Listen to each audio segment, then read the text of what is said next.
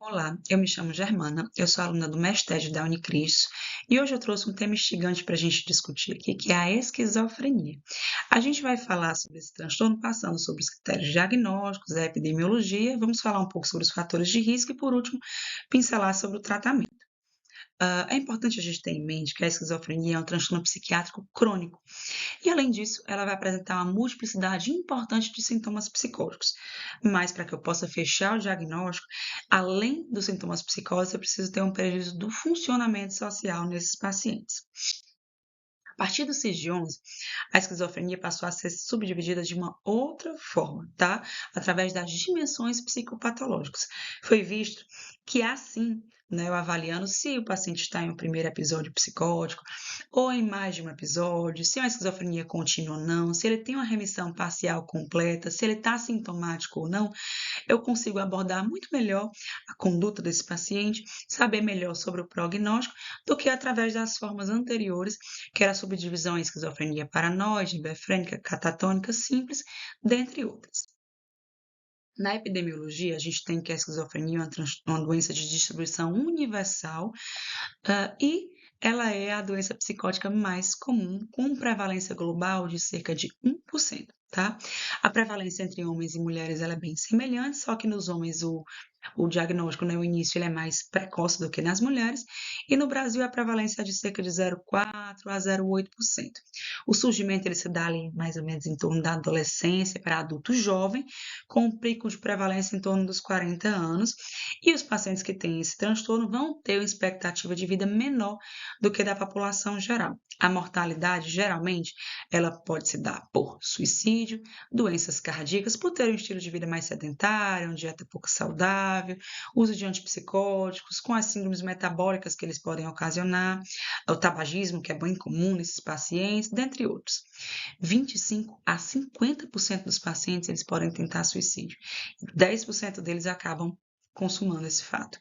A mortalidade ela é cerca de 8 vezes maior do que a da população geral, e o quadro clínico ele é bastante polimorfo e heterogêneo, né? Você tem também que não vai haver a presença de sinais e sintomas patognomônicos, e uma coisa importante a gente destacar aqui é que esquizofrenia não é sinônimo de psicose.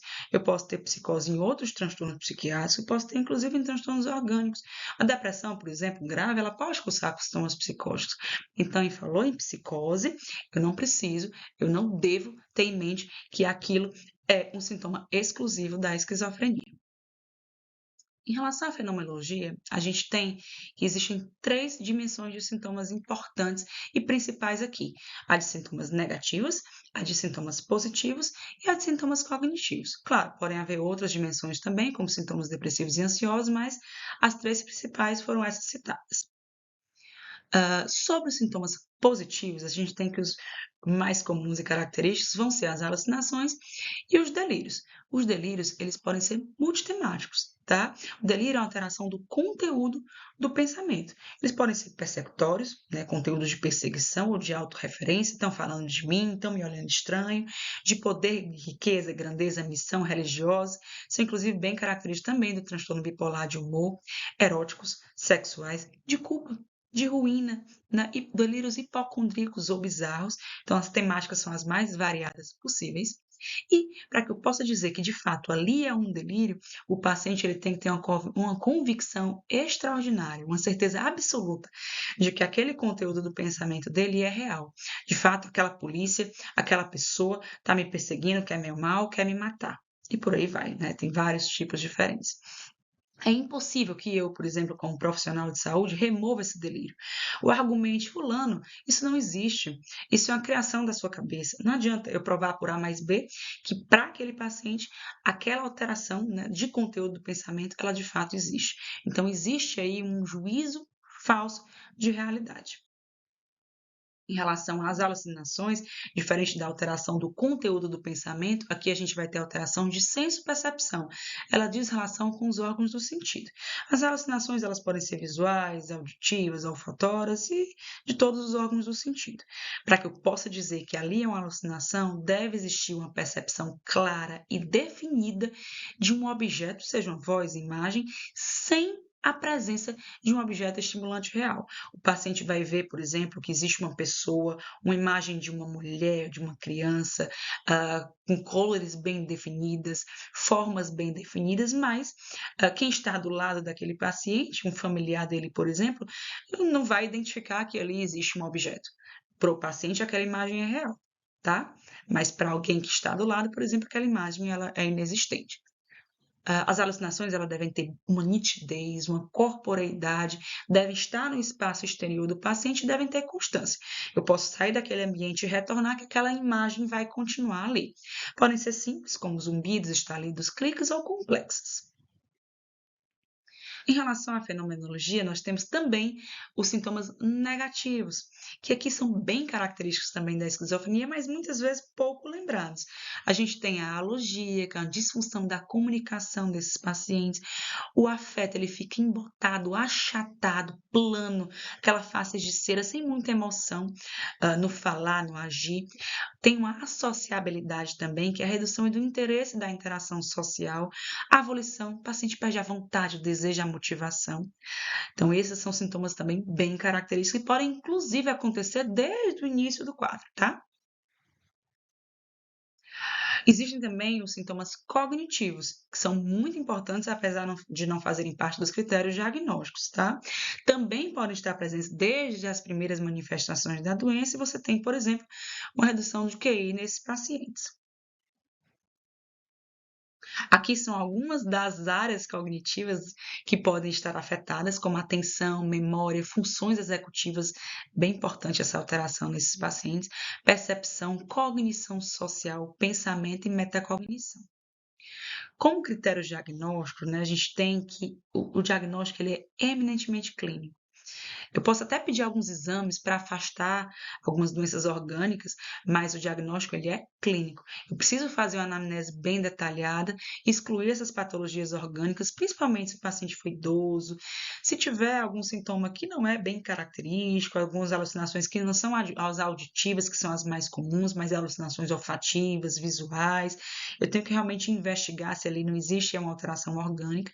E, novamente, não há sintoma patognomônico que eu possa dizer isso aqui é esquizofrenia, tá? Em relação ao DSM-5, eu preciso de, no mínimo, 2 dos seguintes sintomas por um período de pelo menos 30 dias, um mês: delírios, alucinações, discurso desorganizado ou incoerente, comportamento desorganizado ou catatônico e sintomas negativos.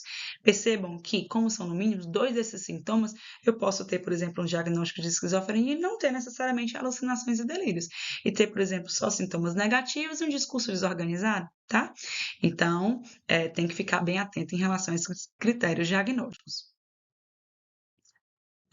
Em relação aos subtipos de esquizofrenia, você tem, como eu já falei, uma heterogeneidade muito grande clínica, né? E a partir do CID-11, reiterando, as dimensões passaram a ser, né, as subdivisões passaram a ser através de dimensões psicopatológicas. Sobre os fatores de risco, a gente tem que existe a importância aqui dos fatores genéticos, inclusive, ó, gêmeos monozigóticos, a chance de o outro irmão ter é de 50%, bem alta, assim como se aquela pessoa tiver tanto pai quanto mãe afetados pela doença. Você tem variedade muito grande, né, de variantes genéticas para esse transtorno. A natureza ela é poligênica e aqui são alguns dos genes que podem estar relacionados.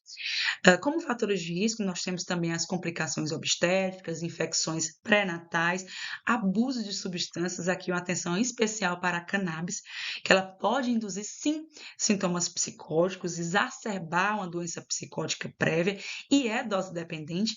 Quanto mais eu uso, quanto maior a quantidade de uso, maior o risco que eu vou ter de desenvolver esses sintomas psicóticos. Aqui, em relação aos fatores de risco, essa tabela ela vai mostrar para a gente que, por exemplo, o uso de cannabis, de maconha, ele é o que vai ter maior chance de risco, né, de razão de induzir esses sintomas psicóticos, mais do que traumas na infância, do que viver em meio urbano, do que imigração, complicações obstétricas, etc. A natureza da esquizofrenia ela é epigenética, então eu tenho a genética e tem os fatores ambientais que vão atuar sobre aquela genética para ativar ou desativar aqueles genes. O curso, ele é através de fases, né? Você tem a fase pré-mórbida, prodrômica, progressiva e crônica desse diagnóstico. Aqui é um quadrozinho demonstrando mais ou menos essas fases. Nesse período aqui prodrômico, você não tem diagnóstico ainda da doença. Você tem aquela criança, por exemplo, que é mais tímida, que tem uma certa retração, né, um maior isolamento com relação aos coleguinhas, que tiram notas um pouco mais baixas, tem um rendimento escolar um pouco menor.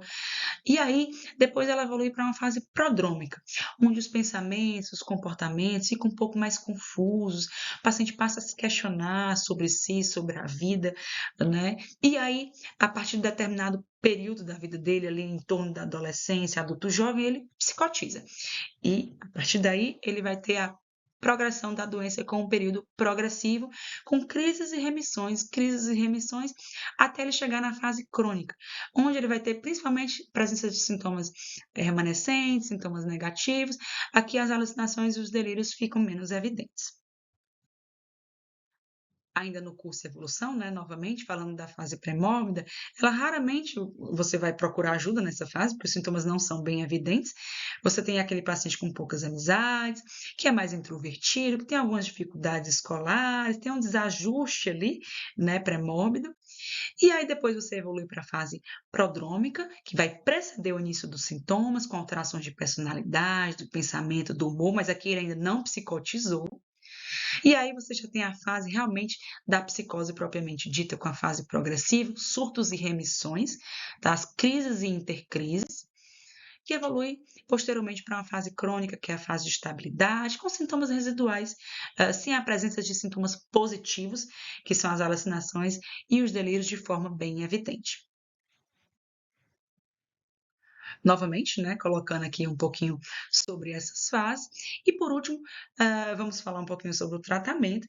Para que eu possa, né, de fato, melhorar esses sintomas psicóticos, eu vou precisar ali de um bloqueio dopaminérgico, de uma redução de neurotransmissão de dopamina nesse paciente, porque a dopamina, ela é quem é responsável por esses sintomas psicóticos, tá? Então, eu vou precisar de algo que possa bloquear essa dopamina para reduzir, assim, esses sintomas. Eu tenho tanto os antipsicóticos de primeira geração, que são os típicos, o exemplo que a gente tem principal é o haloperidol, o Aldol, e os atípicos, como a olanzapina, quetiapina, aripiprazol, clozapina, dentre outros, tá? Sempre eu vou iniciar doses baixas de medicação e vou ajustando o medicamento de acordo com a necessidade e a tolerância do paciente.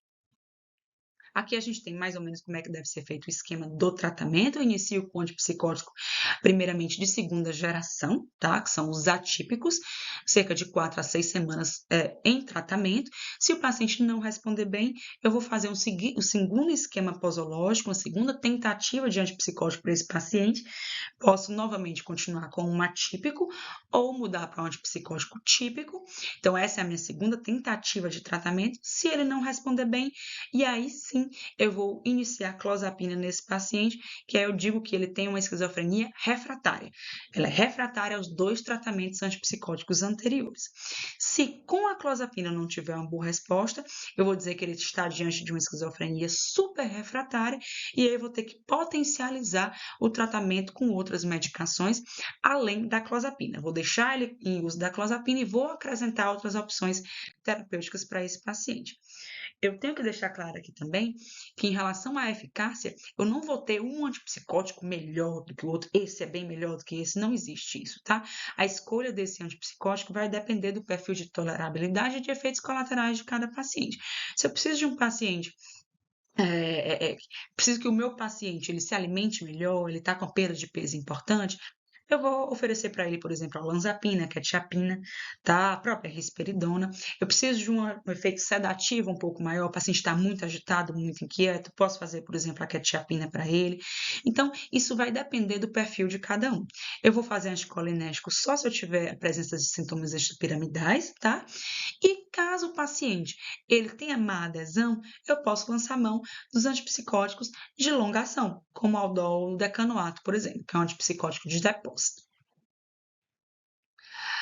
Em relação à superrefratária, a esquizofrenia superrefratária, como foi dito, eu vou ter que acrescentar à clozapina que ele já estava em uso, outras medicações como lamotrigina, antidepressivos, aripiprazol, haloperidol, lite ou lançar mão inclusive da eletroconvulsoterapia para esses pacientes. Além do tratamento farmacológico, é sempre importante que eu faça intervenções psicossociais, que eu chame essa família para fazer uma psicoeducação com o paciente e com a família, explicar o que é o diagnóstico, como é o prognóstico, como deve ser feito o tratamento, envolver essa família no tratamento é muito importante. Grupos de autoajuda, preciso treinar habilidades sociais, até porque os antipsicóticos, principalmente os de primeira geração, eles não vão ter efeitos importantes sobre os sintomas cognitivos e negativos. Eles vão ter efeitos interessantes sobre as alucinações e os delírios, os sintomas positivos. Mas os sintomas negativos, eles têm resposta bem frustra com os antipsicóticos. Então, é importante que eu faça, além do tratamento farmacológico, um treino de habilidades sociais, um treino cognitivo. E a equipe que deve abordar esse paciente tem que sempre ser multidisciplinar. Enfermeiros, psicólogos, terapeutas ocupacionais, assistentes sociais, o próprio psiquiatra e etc. Bom, então era isso, um pouquinho que eu tinha para falar para vocês. Muito obrigada e até a próxima.